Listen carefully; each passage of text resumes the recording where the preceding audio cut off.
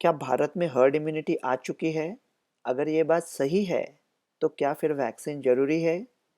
ये vaccine United kingdom, Brazil, south Africa ऐसे mutations के खिलाफ चलती है? अगर नहीं चलती है, तो क्यों लेनी है?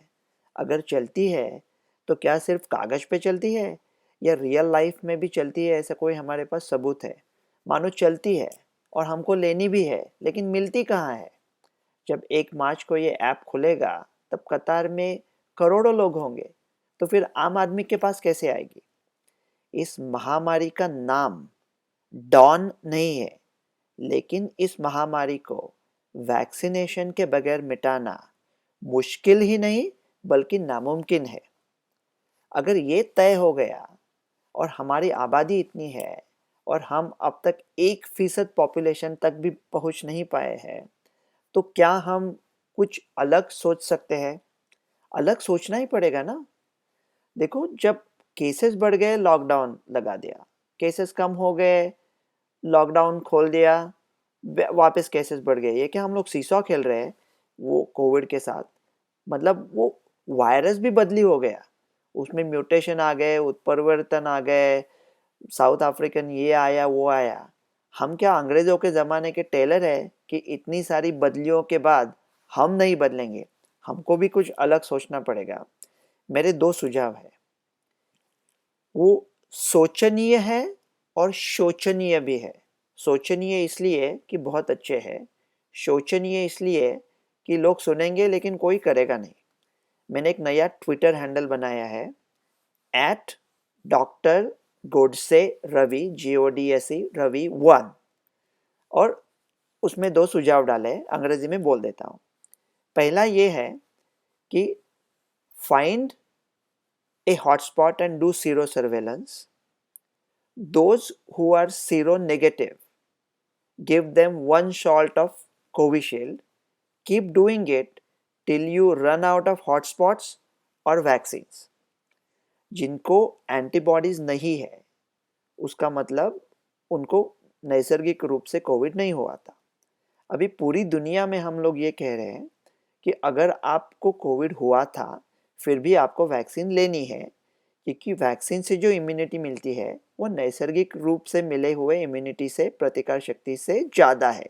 लेकिन हमारे पास अगर डोसेस कम है, तो ये सोच सकते हैं कि नेचुरल जिनको कोविड हुआ है उनका तो प्रोटेक्शन रहेगा अगर वो 30-40% लोग हैं, बाकी के लोगों को हॉटस्पॉट में वैक्सीन दे के वो हॉटस्पॉट को वही मिटा सकते हैं।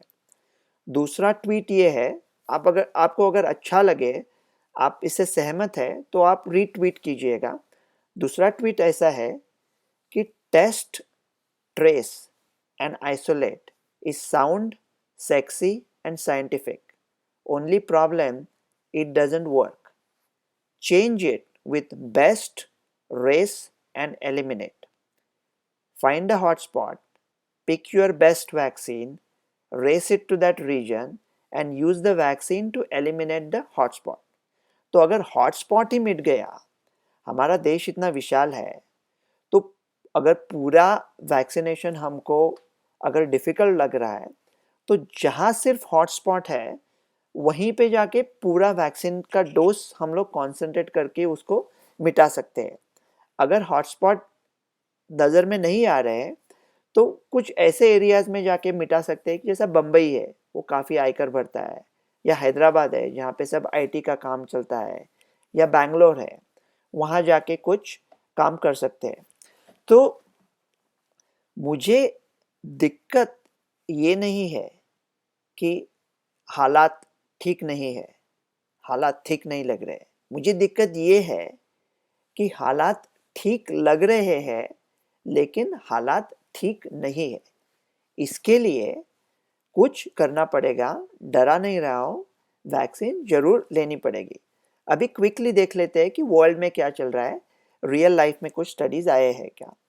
फाइज़र वैक्सीन के बारे में बड़ा रियल लाइफ में स्टडी अभी आया है, न्यू इंग्लैंड जर्नल में पब्लिश हुआ है, बहुत बड़ा स्टडी है।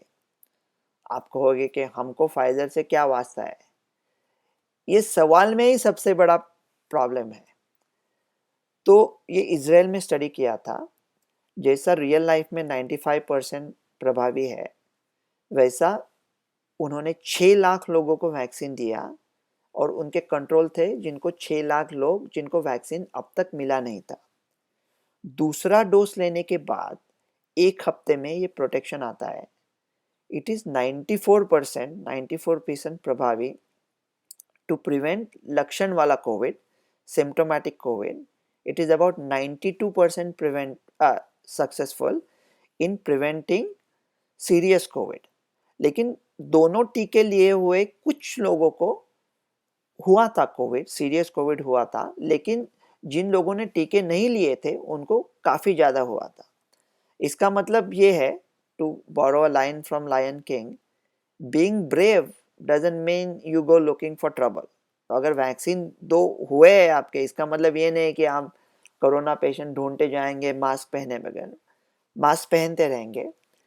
लेकिन इजराइल में ये जो स्टडी होने के बाद अभी उनका 80% से ज़्यादा पॉपुलेशन का स्टडी हो गया और जितनी पेपर पे चल रही, देखो क्या होता है जब स्टडी करते हैं तब कंट्रोल एनवायरनमेंट होता है, लोग कम होते हैं और वो बहुत एकदम स्ट्रिक्ट होता है. वो टेम्परेचर कंट्रोल परफेक्ट रहेगा, वो लोग भी टाइम पे आएंगे, वो समझदार होंगे, सूझे बुझे होंगे, सब ठीक चलेगा. जो बैट्समैन नेट प्रैक्टिस में बहुत अच्छा बल्लेबाजी करता है, वो शायद 80,000 लोगों के सामने जब एक गेंद बाकी है और 4 रन चाहिए तब वो चौका लगाएगा या नहीं ये बोल नहीं सकते. नेट प्रैक्टिस और रियल लाइफ में डिफरेंस है. लेकिन ये फाइजर वैक्सीन रियल लाइफ में भी बहुत अच्छी तरह से चल रहा है. इजराइल का हॉस्पिटलाइजेशन ऑलमोस्ट 40% डाउन है. वहाँ तो वैक्सीनेशन यूज़ करके उन्होंने महामारी ख़त्म की है.